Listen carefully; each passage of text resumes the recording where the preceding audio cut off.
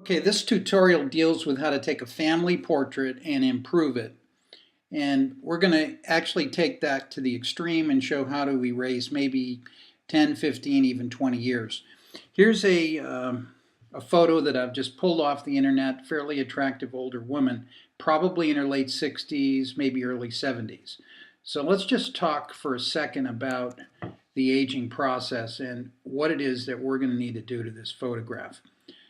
First and foremost, you see this sort of bluish, purplish tint to her hair. It's sort of like an instant giveaway that you're getting on in years, when, particularly when women go to that hair color.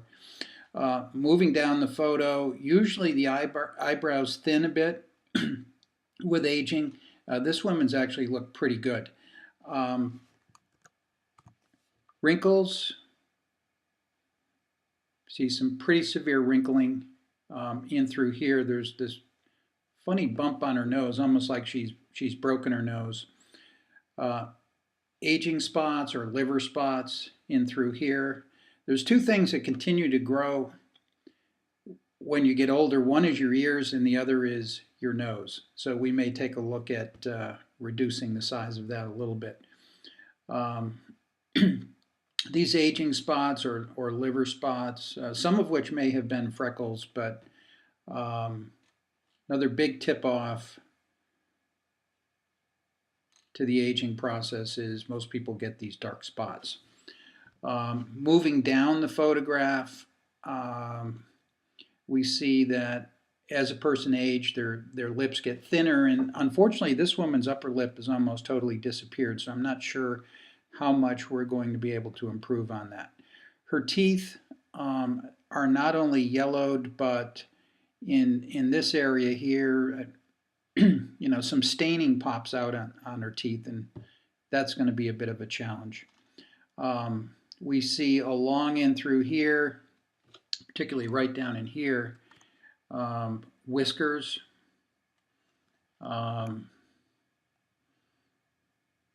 We're going to have to do something about that.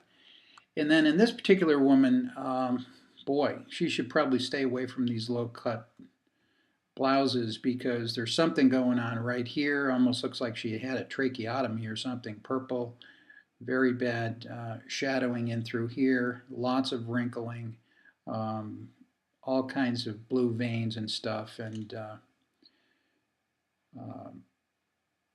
we're going to have to do something about that. So let me close this out, and I'm going to drag that image into Photoshop CS5. Now you could use, many other photo editing softwares, but this is the one that I use. So let's go straight into phase number one. I'm going to increase the size of this and take a look at some of these spots. We're going to use the spot removal tool that Photoshop has. You've got the same thing in Photoshop Elements, and you can pretty much just click on some of these spots and remove them. Okay? Now, the cool thing is you can also make a dent on some of these heavier looking wrinkles. If something doesn't look right, just hit Command Z and get rid of it. Okay, so this would take a bit of time. We're going to skip ahead. But just go to town on some of these wrinkles. I'm sorry, some of these spots and even some of the wrinkles. So that's sort of step number one. Number two is there's a lot of ways to remove wrinkles, but the one I like is really the easiest, and that is to take the blur tool and just soften the wrinkles on the face. Just give them a little bit softer look. Now, if you look to the right side of the screen versus the left side, you can see that we've already improved the situation a little bit. Okay, step number three is some of these heavier wrinkles have some pretty heavy lines associated with them. You'll take the cloning tool, fairly small circle, click right next to, option click next to the wrinkle that we're going to work on, and then you can just start erasing some of those heavy lines. Okay?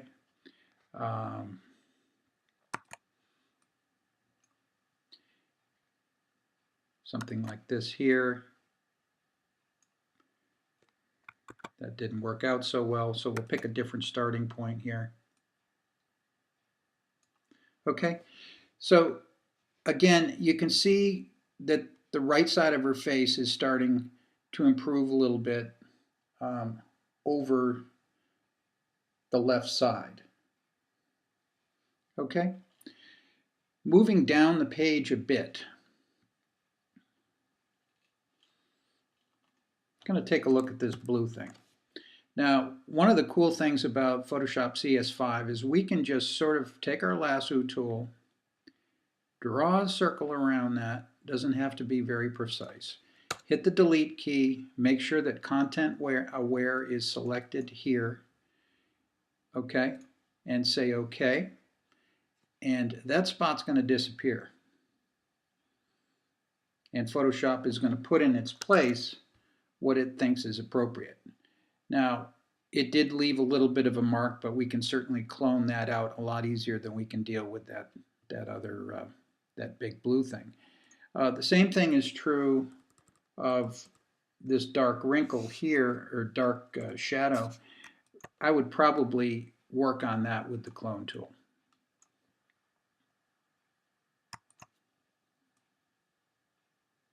We'll start getting rid of some of that stuff. Okay, and then finally, the whiskers and themselves. Cloning tool is good for that, particularly since we've got this nice background. I'm using the bracket keys to make this circle smaller. Option click.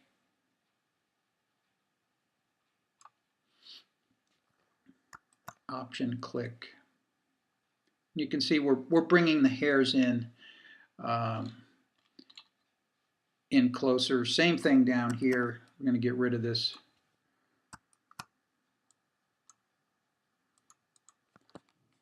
Okay, so that would be the process whereby we just sort of clean up the face. And the last step to it would be to pick our dodging tool and try to take some of the areas of the face that are in the shadows, even out the illumination a little bit, brighten up the eyes, okay, so they look less sunken in.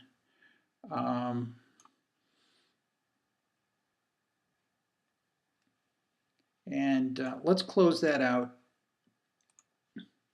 and we'll bring in one that I've worked on previously to show what the end result of this cleanup would look like.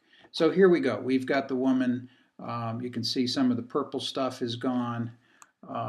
Some of the wrinkling has been softened up.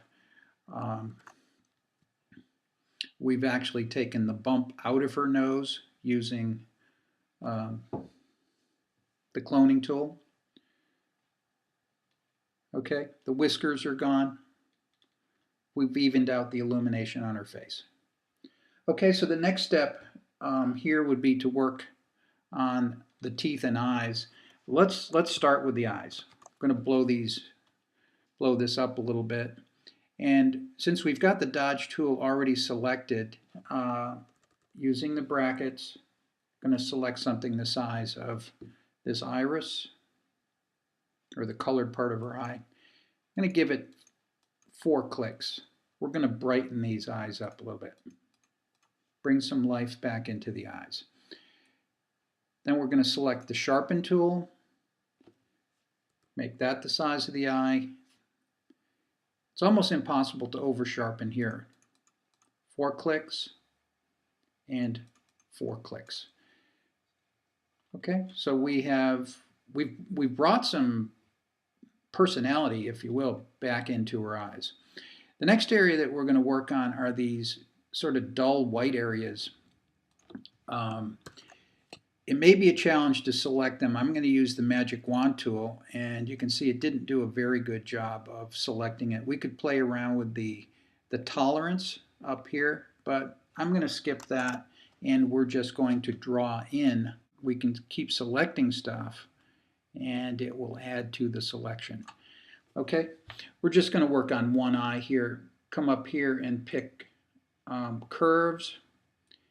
Add some exposure to her eyes. Now you can see this left eye is whitening up quite a bit compared to where it was. And we're going to pick something in here. Okay? Final step with the eyes is that we could, women actually lose eyelashes as they get older. We could go add some back if we wanted to.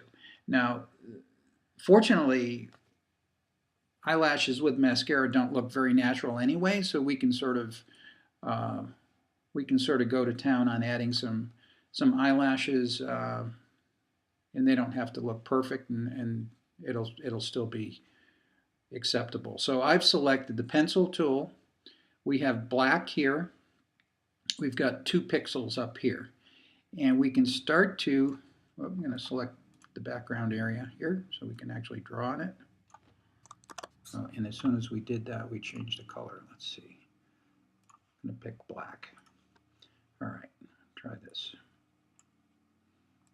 You can see we can sort of add some eyebrows. I'm sorry, eyelashes to this woman. We can do the same thing up here. Usually, between 1 and 2 pixels is going to look the most realistic. If we back this down to 1 pixel for some of these smaller hairs down here, we can add them, and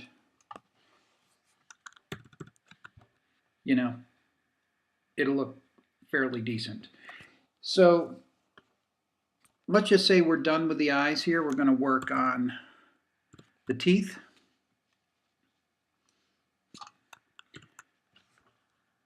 I'm going to try the magic wand tool. Should work fairly well. Make sure that we've got the add box selected up here.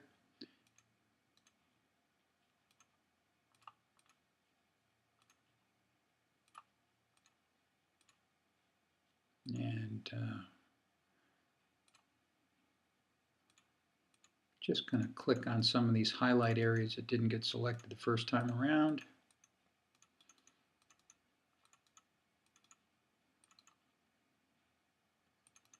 And that's probably going to be good enough. Step number 1 is we're going to go over here to color balance, and the opposite of yellow is blue. So we're going to add a few units of blue to try to take some of the yellow out of the teeth. Not a lot, and not a lot that way. So we're going to take 4 or 5 units of blue out of the teeth. Okay. Step number 2 is we're going to reselect the teeth, come back to curves, and add some exposure here, and that will just whiten them up. I like to look at the whole face when we are whitening teeth, just so that it looks realistic, somewhere around there. And then we have to deal with the staining.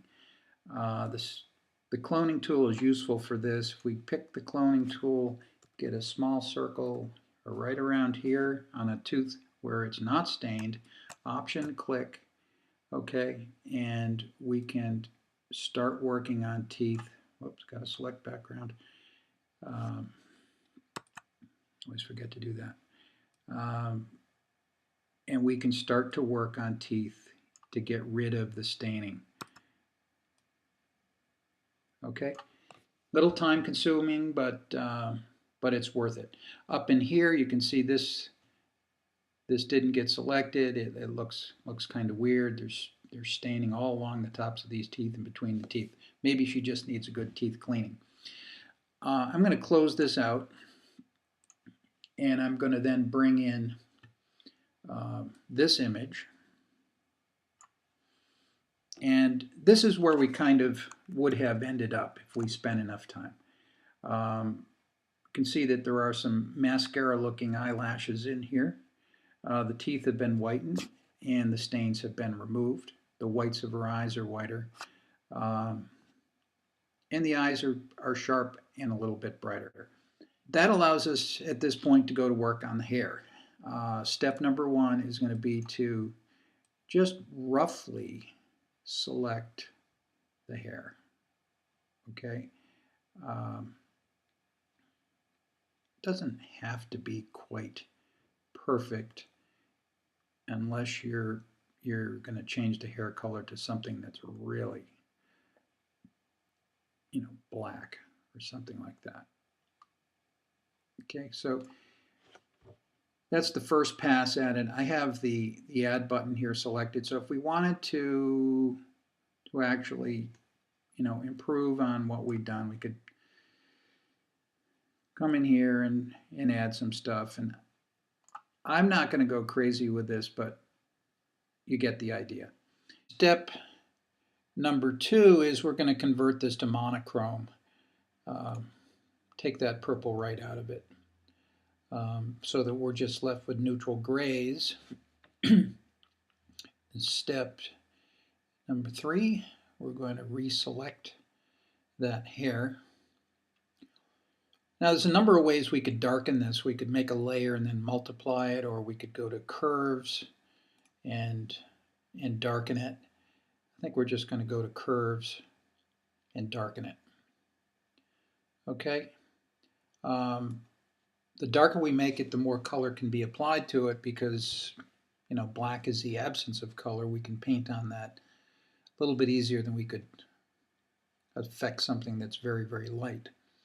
Okay, so we're actually going to flatten this at this point. I'm going to reselect that area, copy it, Control C, paste on top of it, Control V. Okay, and we're not going to worry about the imperfections, because if we were really taking our time to do this, we would have made it more perfect. But this is just for illustration purposes.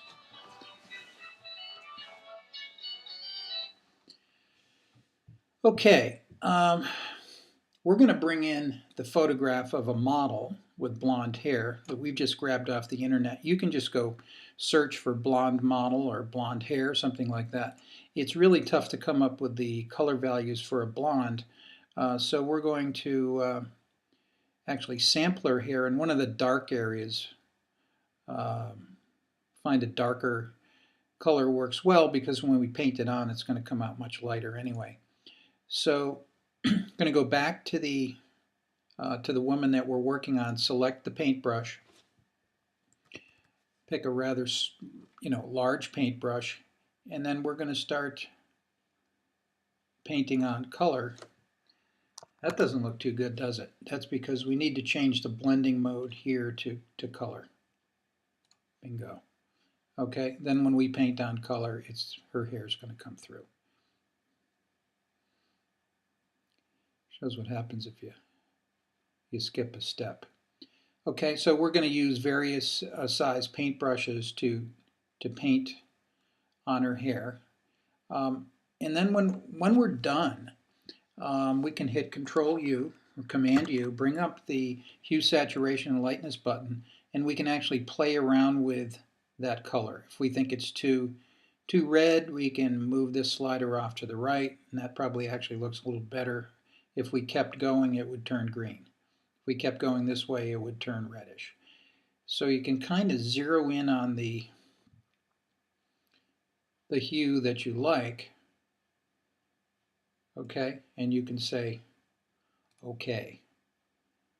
All right, I'm going to close out of this box and bring in a more finalized version of that one that we spent a little more time on. And this is what she would look like once we have colored her hair. Okay. Okay, so now we're ready to make some changes in the shape of this woman's face. Item number one, we're going to pick the expansion bloat tool, they call it. going to make a circle over her eyes about that big. And we're going to make sure that we've got this crosshairs right over her pupil. Going to go 1 click, 2 clicks, 3 clicks. We're going to increase the size of her eyes so they look less swollen. I'm sorry, less sunken. Jeez. Okay. Come up here and pick the pucker tool. I'm going to put that over her nose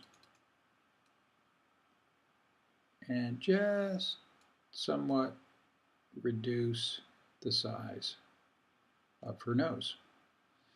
Okay. I'm going to take a look at her lips.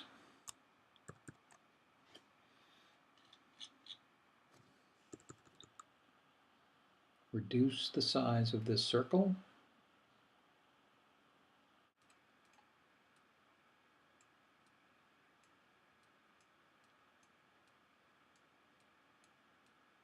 Just ever so slightly adding some fullness to her lips. I'm doing individual clicks and just working my way around. Don't want to give her a fat lip.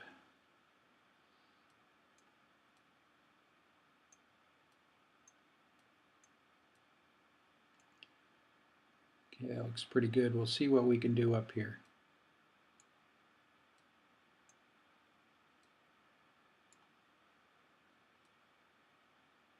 You can click and then slightly move the cursor up. And I'm afraid to do too much more than that because that lip's fairly far gone. Okay, and then finally, we're going to take a look at the jowls. We're going to use this pucker tool here. Increase the size of our circle. And we're going to trace along the jowl just to the inside of the jowl and bring that part of the face in magically, like so. We're going to bring this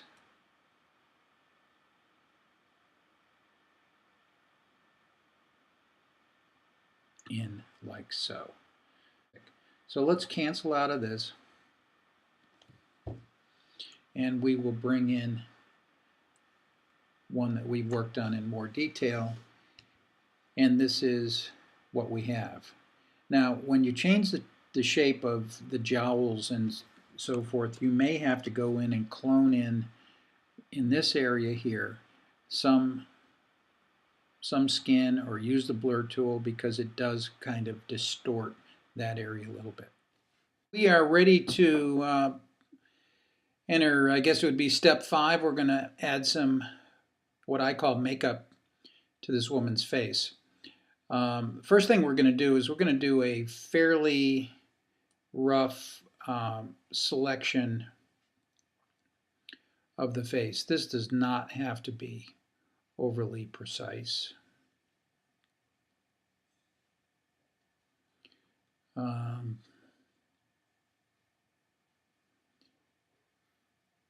And we're going to just bring it right down here at the chin level because we're going to do the chest separately. Okay, and that's actually good enough. We're going to go up here to the subtract selection, and we're going to subtract out the eyes. We're not going to apply this whole makeup thing to her eyes because we spent a lot of work on them. Okay, good enough. And we're going to do the same thing to her mouth.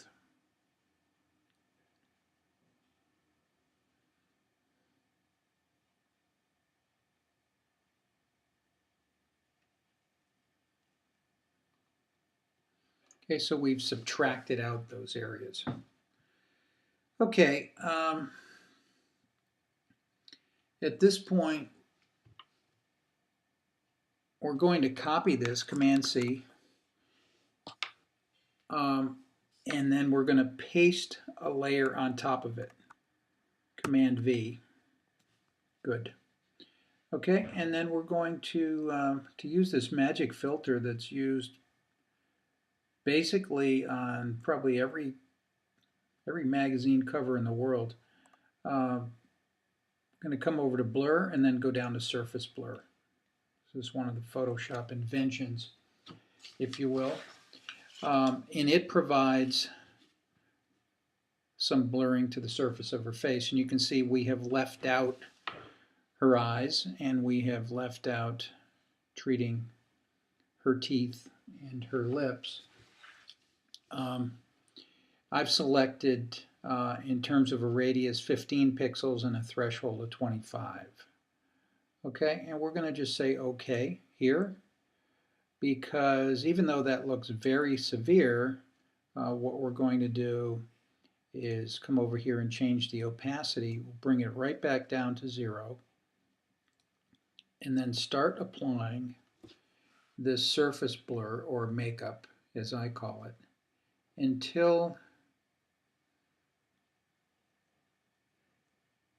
see, somewhere in here it's too severe. We get back down to opacities of around 40%, and this, you see the freckles, you see some of the crow's feet.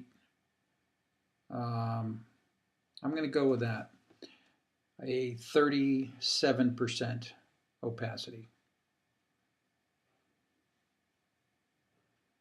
Okay, we're done with that, and we can flatten that image.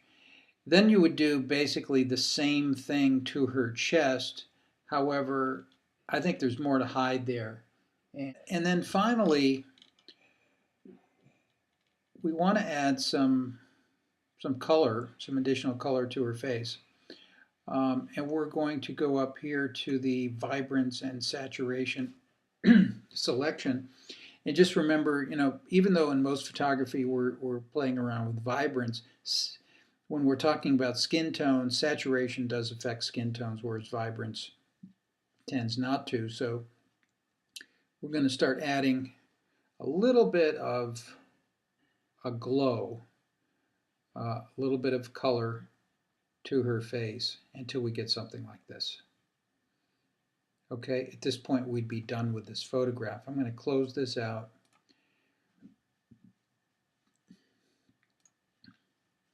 And bring in one that we have worked on before, again, just to speed things up.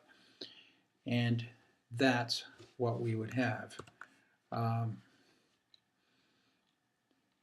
She probably looks 15 years younger, maybe 20. Let's go back and compare it to the original. Here's the original woman that we were dealing with. And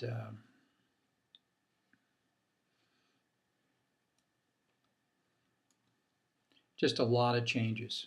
So if you're dealing with a family portrait or something where you really want it to look good, roll back the years a little bit. This is the way to do it.